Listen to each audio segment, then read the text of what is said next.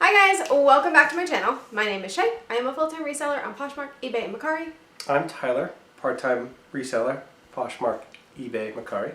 I like that you're saying the platforms now. This is a great evolution. You guys should watch what he called himself before versus what he's calling himself now. I do still have a full-time job, sadly. Yes. Maybe one day. That would be the dream. Yeah, the dream.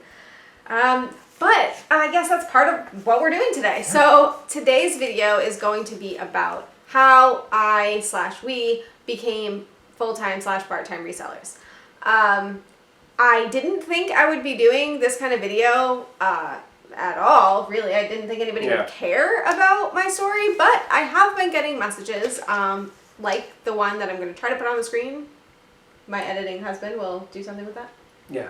Okay, put something on the screen. But I'm getting messages like this, and I kind of had an internal conflict. These messages are what keep me motivated. They are what keep me going. I can't even tell you how much it means to me when somebody reaches out and tells me that they enjoy our videos, that they inspire them. I mean, they make my entire day. It changes her entire outlook on the day. It really does. Sometimes she needs that little extra boost to not sit in bed all day and play on her phone. Yeah, and those messages are what do that for me. So, with that said, I do realize that things like that do come with responsibility. I am somebody who consumes a lot of reseller content, and I know that when I see resellers succeeding, doing well, I oftentimes feel discouraged and feel like I'm comparing myself and feel like, am I doing enough? Am I doing good enough? And I don't get those questions answered. So what I wanted to do today is I wanted to sit down to be completely honest about our reselling journey, where we're at, how we got here, all of that, so that you guys know and you can decide for yourself if you want to make this decision for you and if it's the right decision for you. Yeah? Yeah, I think that's reasonable. Okay, so you want to talk about how you started? Okay, so I have such an unromantic story. Like, it's just so... I didn't hit a number, I didn't hit a goal, I didn't do any of those awesome things that you would expect somebody to have done in a made it in the business journey. So I didn't. Back in March of 2019, I was working as a medical consultant, and my boss and I kind of decided we weren't going to do it anymore. And we agreed that I would be staying on as a consulting basis, but for a 9-to-5, I didn't have one anymore. So I didn't really have a plan. I didn't really know what I was going to do. I was in the couponing community on Instagram, but just kind of on the fringes. I wasn't really in it. I had a few friends and I was enjoying kind of looking for deals, but that was it. But so I ended up figuring out that Poshmark was a thing through that. I actually made my first sale by couponing. I couponed a bunch of makeup, and I got some for myself, and then was like, if I can sell the other stuff, then mine's free, so let's do that. And that was my first Poshmark sale. And that's kind of how I learned that Poshmark was a thing. I was on Poshmark. I've been on Poshmark for years, but had no idea that it was a thing that you could make money doing. Yeah.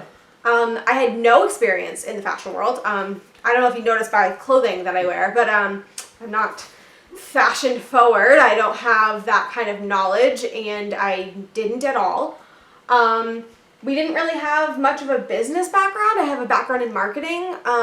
He has a finance background, but neither one of us have a business degree. There was no... And I personally failed at trying in my own business previously. Yeah, so... Failed miserably. So we didn't really have any kind of experience, but I made the decision that I did not want to go back to a 9-to-5 at that point. Yeah. I do want to say, when I made that decision, I did have savings to back me up. So that was a cushion that I had the luxury of having. And then I also obviously we weren't married at the time, but we were together, a husband that could support us if something were to go wrong. It would have been really hard if I made no money. Hard. It would have required quite a lot of overtime. Yeah, but it was there. So I am lucky to have that, and I do think that's something to really remember when you're looking at this kind of journey. But yeah, so I started doing it.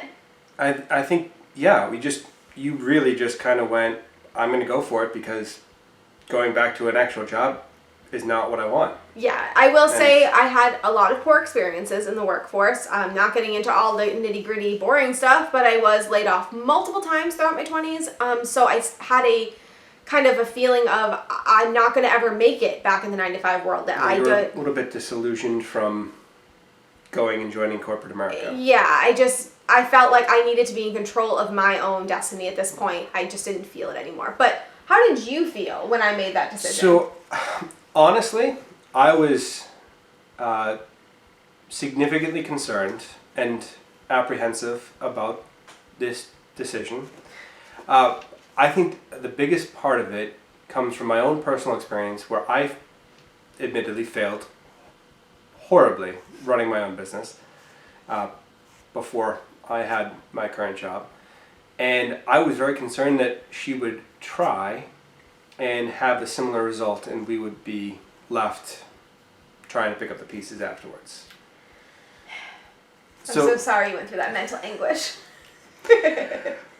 I mean, I also, as a person that focused on the numbers, I had a hard time conceptualizing getting the items sold for enough to cover the necessary bills. Yeah.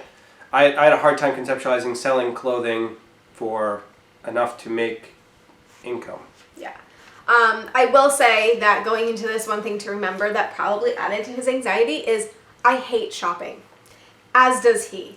I am the person that if you take me to a store to shop, if I cannot find what I want within about 5 seconds, I'm annoyed and I'm out. Like I don't have the patience to shop. I don't like looking through racks. None of that. Which I realize sounds crazy because my job is to literally go through racks and find things. What we learned was that I enjoy finding deals. So I don't look at it as shopping. I look at it as finding that diamond in the rough. And that I enjoy. It's just the shopping. But when you tell someone that I'm going to do shopping for a living and he knows that he can't get me to shop for a pair of shoes because I will get annoyed within 5 seconds, I can imagine the anxiety that might cause. Well, yeah, neither of us, that's the driving factor for what we enjoy. So it was kind of throwing that on top of my existing concerns of the number side of it with it's not going to be a lasting long-term solution because you hate it. Right. Okay, so one thing that I do want to kind of make clear here is that the full-time reseller term. People use that for different meanings, and I want to be clear that when I say full-time reseller, what I am meaning is that the majority, if not all, of my income comes from reselling. Now, I know some people have YouTube channels, which ours does not make money, but some people's do, and that does count towards your reselling income because you are making content based on your business, and that is income. But when you have a job that is predominantly not reselling related and you're making an income predominantly that way and then reselling is second, that's probably what I would consider part-time. But everybody is different and everybody has a different view of that. So keep that in mind when you hear people say full-time reseller.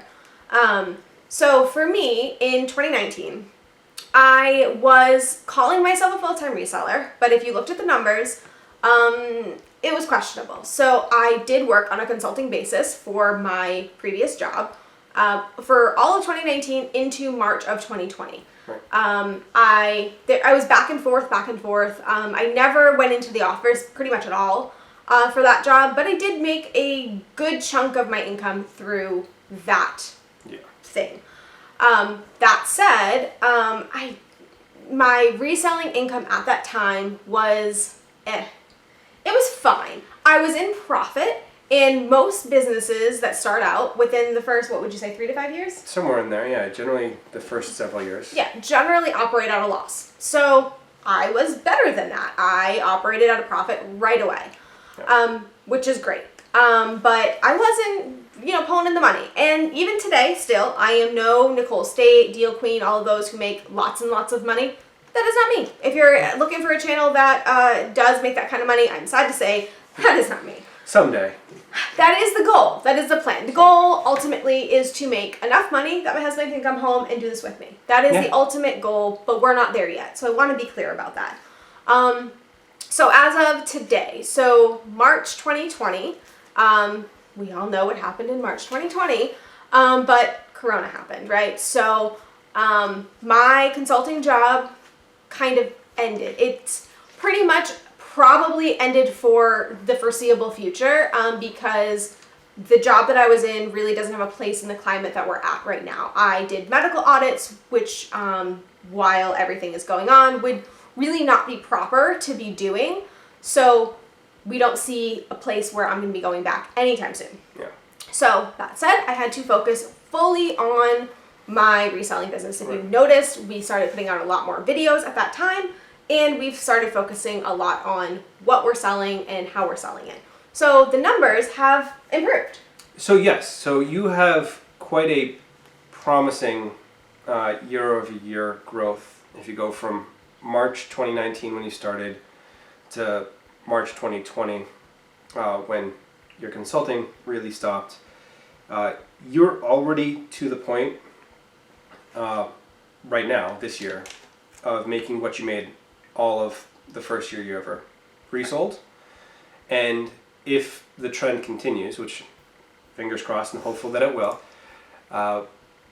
you will be at a point where it is an income, an actual verifiable income, right, just from reselling. Yeah, so our years aren't calendar years. Our years are from March to March. So that first year was the next year we're looking at is from March 2020 to now. We are, if we stay on the track we're at, would be about tripling the amount of money we made year one, which is a really great trend, and we are actually hoping to still improve upon that. But it's still lower than my full-time job, and I wanted to be clear about that. I did make more working full-time, but with the money that I'm making now, we are able to afford our bills by splitting the costs like we normally would do in a marriage and a normal relationship. Yes. And we're finally at a point where he doesn't have to worry so much about picking up overtime, all of that kind of thing. So all of that is wonderful and awesome, but we're not where we want to be. No. Our ultimate goal is to have him home. Our ultimate goal is to be able to make videos for you guys where we're giving you amazing, crazy numbers. You see these resellers saying, sold $2,000 in one day. We're not there, but we want to be, and we're working on it. So this channel is hopefully going to be able to show you guys our journey. You can come along with us as we hopefully hit those milestones along the way, and that is what we're here for. So that is basically my story, yeah?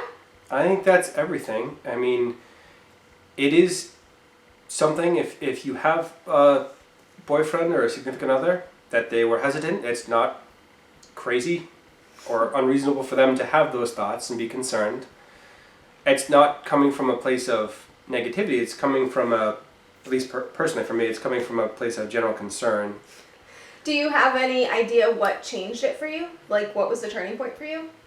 Well, so really it came relatively quickly when you were able to start selling things and generating money, cash. I mean, cash money speaks, man. Well, it was just right away you were at a point where if you just ramped it up a little bit, it would be an income. So it's not out of the realm of possibility. You just have to be mindful of your costs and mindful of what you find. Right. So what I would say to you guys, first of all, if you don't have somebody who's supportive or somebody who, you know, is just kind of hesitant along the way, first thing I would say is let the money speak for you. So if you're making that income, start showing them, hey, I made a really great sale. I spent $5 on this and I got 50 for it, whatever. Start showing them those things. They might not show interest right away. They might kind of blow it off and whatever. But over time, that does kind of speak for itself. You don't really need to do much more because they're going to start seeing like, wait, how much money did you spend? How much money did you make? That does impact. But the other thing I want to say is if you are hoping that you can do this at some point, you know, become a full-time reseller and this is what you want to do, there are things to remember about it not being as glamorous as we may think. So one thing that drew me to this is freedom of time, and you absolutely get that. But I work more now than I did in my 9-to-5 job, and I think we would both agree my 9-to-5 job was not a 9-to-5 job. My 9-to-5 job was a on-call 24 hours a day job. Yeah, I worked a lot. During audit season, I worked probably 60 to 70 hours a week. Yeah, I worked a lot, and I work more now. So you do get freedom of time. You can say, I don't feel like it today, and take a day off, but you know what? You're probably not going to make a lot of money. And you see that. You'll see the days that I'm more productive. Within the next few days, I'm making a lot more money than the days that I said, nah.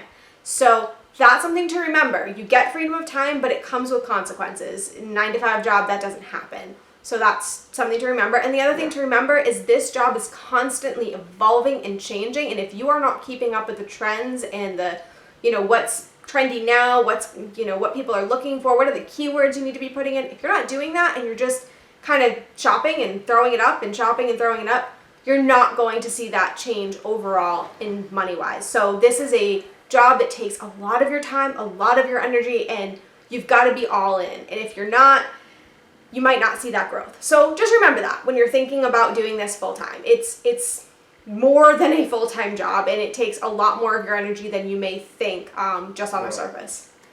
I think that's it. I think that is it. So if you guys are interested in seeing our journey grow and seeing if we do get to that place that we're hoping to get to, please make sure that you like this video. Leave a comment down below. Let us know. Is this what you thought our journey was like? Is this what you expected? And what's your journey like? Tell us how you got started and where you are now. I'd love to hear from you. If you need some encouragement and you're looking for someone to just talk to, bounce things off, I'm always available. My Instagram is down below. You can message me. I try to get back to every message. I don't think I've missed one, but if I have, ping me again. Maybe I don't know. I don't know.